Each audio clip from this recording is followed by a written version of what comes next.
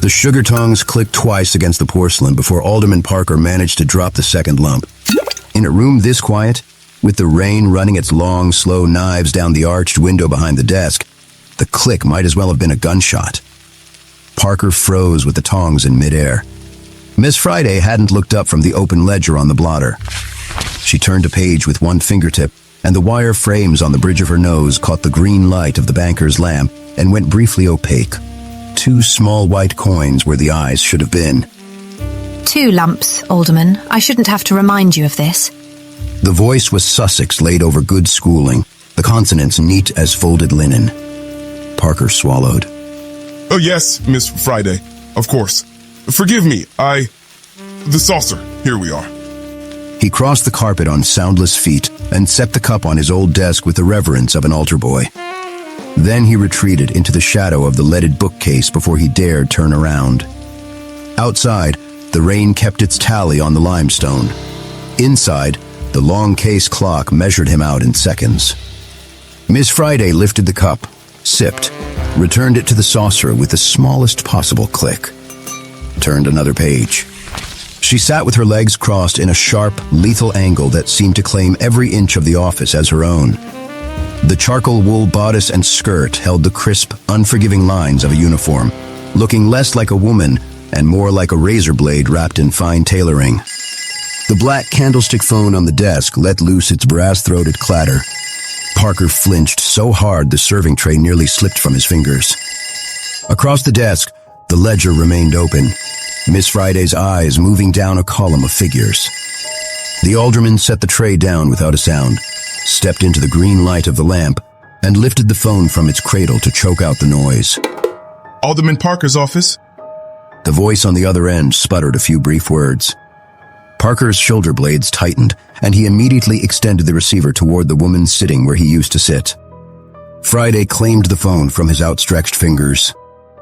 This is Miss Friday. She listened in silence, the coiled phone cord trailing from her hand. The alderman? He has become quite efficient at holding the door and holding his tongue. We shan't have any future problems from him. Parker kept his hands pressed flat against his trousers, drawing in the smallest breath he could manage. Yes, the Royal Inn. A dreadful bit of untidiness, but the fumigation is well underway. I am supervising the final scrub. She arched her free hand backward toward the leaded bookcase and snapped her fingers once. The sharp crack sent Parker moving before he could think. The girl? Yes. Our contacts within the department have the paperwork in hand. A few altered strokes of a pen at the morgue, and the city's newest Jane Doe will assume whatever name suits us. The dead are very accommodating, when one knows how to ask. Parker had slipped into the shadows of the filing cabinet, his hands finding the heavy manila folder tucked under the H tab. He pulled it free, stepped back into the lamplight, and laid it open beneath her waiting fingertips.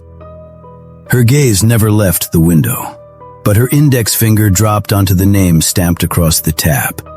Hook M. She rose from her new chair, and the phone cord trailed behind her like a leash.